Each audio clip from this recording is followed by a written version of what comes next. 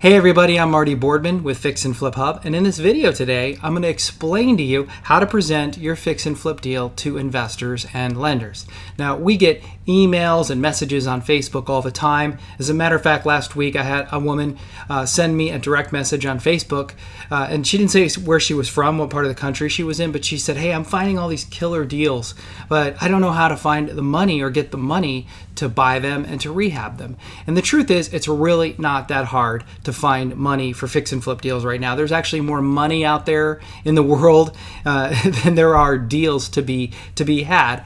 The trick is, as a fix and flip investor, is knowing how to present the deal to the investor, the equity partner, if you're looking for an equity partner on a deal, or a lender if it's a hard money lender. You just need to know how to present the information.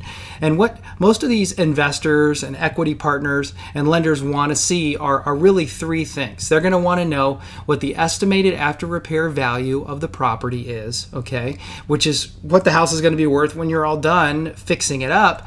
The second thing they're going to want is support with comparable properties, or what we call comps. They're going to want to see other houses that have sold like your property within 1 to 3 miles, ideally in the same neighborhood, but within 1 to 3 miles. And then the last thing they're going to want to know is what the estimated rehab budget of the property is. They're going to want to know that you went out to the house, actually physically went to the house, put pencil to paper, calculated, hey, what is it going to cost me to paint it? What's it going to cost me to put in new flooring, put in new windows, put in a new heating system, a new roof, those types of things, so that you don't get in trouble, that the rehab budget doesn't swallow you alive and you end up losing money on the project. So those are the three things that we always provide our investors and our lenders. And because of that, I'd say over the last 4 or 5 years, we funded over $5 million in real estate deals. As a matter of fact, the last 3-4 years, we haven't had to we've funded 100% our purchase price and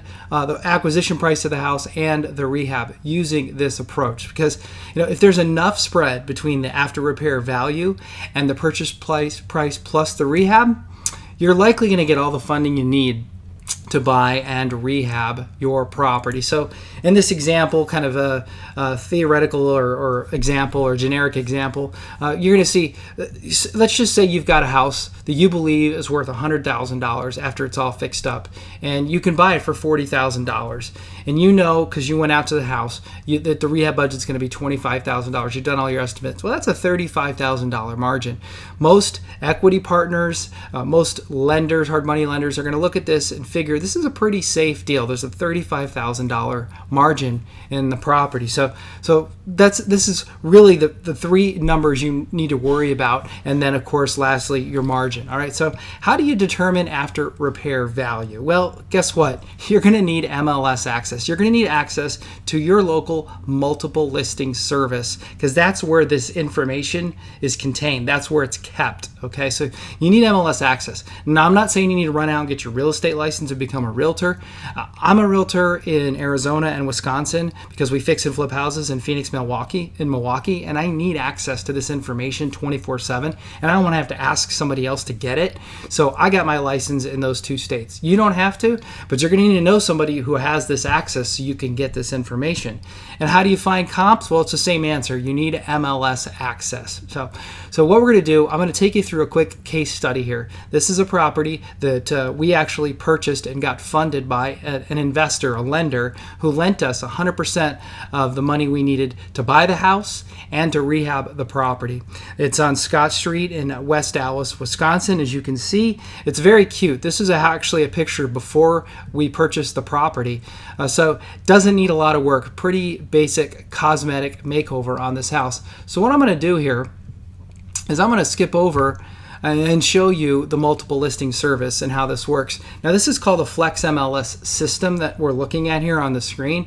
And what's cool about it is most major markets and even the smaller markets around the country use this Flex MLS system.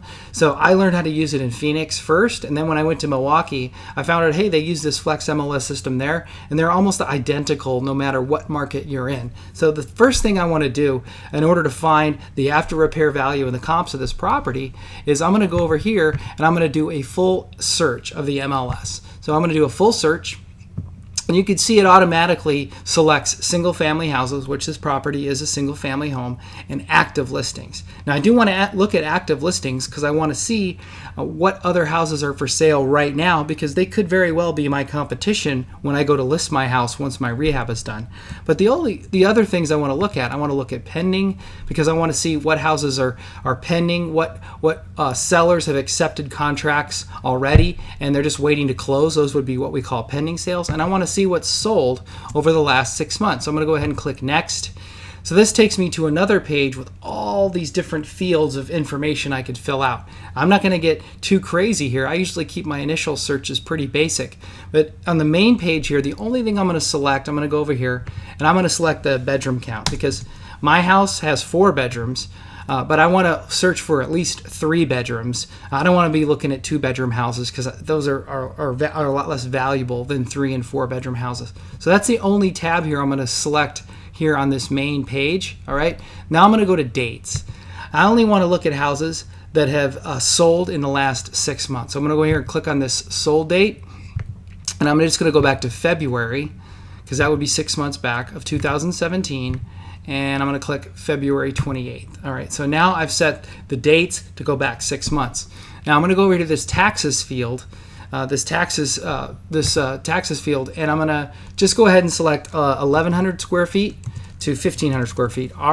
This house we're buying is 1,355 square feet. So I'm looking for a window range of about 400 square feet. That's pretty much it for that. And then I'm going to go over here to the address, and I'm going to just type in the zip code of our property. It's 53214. That's it. Those are the only 4 or 5 parameters I'm going to set here in this MLS. And now I'm going to click View Results.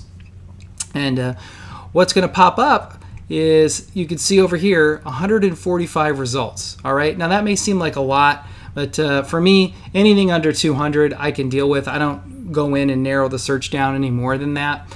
Now to begin, when I'm looking for my comps, I'm going to disregard, these are all active listings. Now you'll see here, to start, they're actives. You'll see some of these actives have a little C next to it. That means active with contingency. It means they've accepted an offer, but it's contingent on something, like the other home buyer, the home buyer selling their house or whatever. But they're under contract, so they're kind of like pending sales. They're actually almost exactly like pending sales. But I never concern myself with these real low active listings. The first thing I do, I'm going to scroll down and I'm going to look for the highest priced active listings, because my house is going to be one of the highest sold properties in this entire zip code, because I'm going to fix it up. I'm going to make it look super duper nice, right? So it's going to look great. So I'm looking at these active listings, and I'm looking at the highest active listings I can find. And I can see here's one on 104th Street. Now 104th Street is a ways away from my property on Scott. And let me show you what I mean by that. See, if you look here on the map, and I use Google Maps all the time when I'm doing my comps and determining after repair value, you can see here this major street, this is 60th Street. So like 120th Street is going to be way, way, way west of here. So it's going to be too far away. But I'm looking for comps within, about 2 to 3 miles at the most. All right. So let's go back to the MLS, and you'll see here's one on 104th Street that's active for 169.9. That's a little too far away. But there is one here on 53rd Street. Now that's going to be right down the street. It's from 60th Street, right? So I'm going to go ahead and click this box, because I think that's going to be a good comp. Now let's go ahead and look at the pictures. A good active comp. Ooh, boy, this house is ugly. You've got some red brick here. You've got some land stone combined. This is not a good looking house on the outside. But on the inside, it's decent. You could see, the medium stained woodwork, but the bathroom looks pretty old. That kitchen's probably remodeled like in the mid 90s, so definitely not going to look as nice as our house. But it's a decent active comp at I think 164.9. All right, and it's also going to be pretty close to ours. So I'm going to type in the address here. See, I can type in directions. I'm going to type in 1663 South 53rd Street, and I think we're going to find it's real close. Yeah, look at that. It's less than a half a mile away. So that's a good active comp. So to start out with, here's one for 164.9 that's active. This would kind of be a house that we would be competing against, right? So now let's go down and scroll down and start looking at some of these pending listings. Well, I'm seeing stuff, way down 88,000, 86. We're not competing against those. Ours is going to be really nice. Here's one for 164.9 that's pending on 75th Street. All right, so I'm going to go ahead and click that box so I don't forget about it. But I'm going to go look at the pictures to begin with. Now, this house is pretty nice. You can see it's got a nice front porch, right? It's if we go over here and look, it's 1,277 square feet. It's looks like it's got 4 bedrooms. So this is a very good comp for us, pending at 164.9. And so let's go ahead and see where this is in relation to our house on at 5838 West Scott. So I'm going to go back up here. It's 1103 South 71st. So I'm going to go at 1103 South 71st Street. And this is what I'm doing. I'm doing exactly what an appraiser would do here. They're going to look for comps that are nearby this property. And it says here it's 1.1 miles away. So this is going to be a great comp for us. And it is pending. So that means it hasn't sold yet, but somebody has written an offer on this property and they're waiting to close. The buyer and seller are waiting to close. So let's go back to our list. So now we've found a good active and a good pending comp. Let's see if we can, I don't see any others here that are going to be good. These are all pretty low in the 130s. So I just know that $30,000-$40,000 below this nice pending comp. So they're probably not going to be in our wheelhouse. They're not going to be at the level our house is going to be. So now what I'm going to do, I'm going to zip all the way down to the sold listings here. And I see at the very bottom, here's one for $225. I know, see, this is at 12009 West Washington Street. That's really far away. It's probably 4 or 5 miles away. So this one on 81st Street is still, it's actually on the other side of the freeway. There's a freeway that runs east-west there. This is on the north side. Ours is on the south side. So that freeway is a major separator. So I'm not going to look at that. But here's one on 92nd Street. And it's sold for $168.5. I'm going to go ahead and click it, all right? And I'm going to explain to you why I click these as I go, but in a few minutes. But let's look at this house. This is a nice colonial style home, and it looks pretty neat and tidy on the outside. Cute, right? Nice carpet there, nice color selection, nice color scheme. I can tell it's recently remodeled because the trim's all painted white. The older houses that were remodeled in the late 90s, early 2000s, they left the woodwork stained. Now the look is to have white white painted trim and baseboards. So you can see here, yeah, this is nice. A nice kitchen. Whoops, here, I'm gonna click that off. Nice cabinets, nice trim, nice woodwork. So this is a really good comp for us. So I'm gonna go back here. I'm gonna go back and go ahead and click that one at $168.5. So now I'm starting to get a feel. Here's the thing. It's 4 bedrooms, 2 full baths, and a half bath, 1.5 garage, 1,306 square feet. So this is a really good comp for us. I really like this comp a lot. And let's see. Let's scroll down a little bit more. Here's one for $164.5 on 53rd Street. Now I know this is really close to ours, so I'm going to go ahead and click that one. And let's see. It's a 3-bedroom, 1 bath, 1 half bath, 1,194 square feet. So this is about 200 square feet smaller than our property, and it has 1 less bedroom, and it's sold for $164.5. Let's take a look at what this house looks like. So really nice. I love the Lannonstone exterior. It's really cute. Ooh, look at this. Some really nice hardwood floors. Again, the woodwork around the windows and the trim isn't painted, so that tells me it probably hasn't been remodeled too recently, but that's a nice fireplace.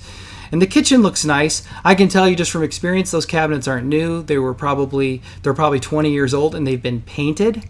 So they didn't redo the kitchen, maybe just put in some new appliances and painted the cabinets white. I can also tell that's a laminate countertop. So this is definitely kind of a lipstick on a pig type of rehab on this property. But still, let's see here. It sold for $164.5.